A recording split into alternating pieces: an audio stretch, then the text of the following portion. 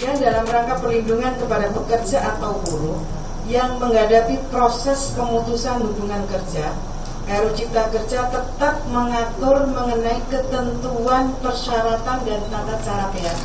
Jadi tidaklah benar kalau dipangkas ketentuan dan syarat tata cara PHK. Tetap diatur sebagaimana Undang-Undang 13/2003. Yang juga saya perlu sampaikan bahwa Undang-Undang Cipta Kerja tetap memberikan ruang bagi serikat pekerja atau serikat buruh dalam memperjuangkan kepentingan anggotanya yang sedang mengalami proses PHK.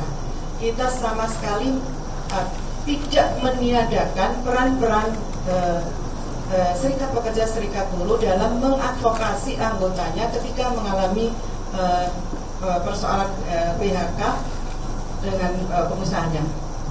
Undang-Undang Cipta Kerja semakin mempertegas pengaturan mengenai upah proses bagi pekerja atau buruh selama PHK masih dalam proses penyelesaian perselisihan hubungan industrial sampai adanya putusan pengadilan yang berkekuatan hukum tetap.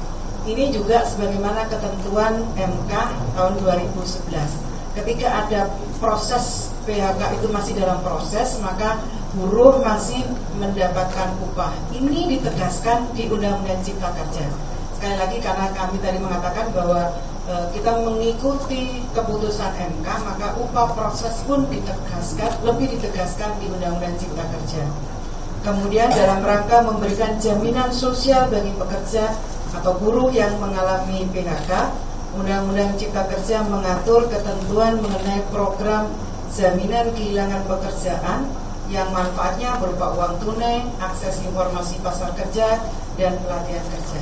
Undang-undang ini lebih memberikan kepastian bahwa hak pesangon itu diterima oleh pekerja atau buruh dengan adanya skema di samping pesangon yang diberikan oleh pengusaha, pekerja mendapatkan jaminan kehilangan pekerjaan yang ini tidak dikenal dalam Undang-Undang 13/2003.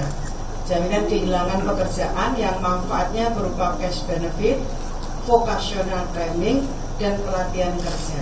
Ini yang kita tidak jumpai, tidak diatur dalam Undang-Undang 13/2003. Ketika seseorang mengalami PHK, maka dia membutuhkan sangu atau sangon, dan diberikan cash benefit. Dan yang paling penting ketika dia mengalami PHK membutuhkan skill baru, maka diberikan baik skilling, upskilling maupun reskilling. Dan yang paling penting ketika orang mengalami PHK, yang dibutuhkan adalah akses penempatan pasar kerja yang dimanage oleh pemerintah, sehingga kebutuhan dia ketika mengalami PHK, maka dia akan mendapatkan kemudahan untuk memperoleh pekerjaan baru. Hal-hal baru ini semuanya konteksnya adalah memberikan perlindungan kepada para pekerja dan lebih memastikan perlindungan itu dengan skema jaminan kehilangan pekerjaan. Yang lain yang saya perlu sampaikan, tidaklah benar bahwa ketentuan sanksi pidana ketenagakerjaan itu dihapuskan. Tidak benar, karena ketentuan mengenai sanksi pidana ketenagakerjaan semuanya dikembalikan seperti halnya Undang-Undang 13 tahun 2003. Dari penjelasan ini saya kira kita bisa tahu banyak distorsi informasi yang berkembang di masyarakat yang sesungguhnya jauh dari kenyataannya. Terima kasih Pak Menko.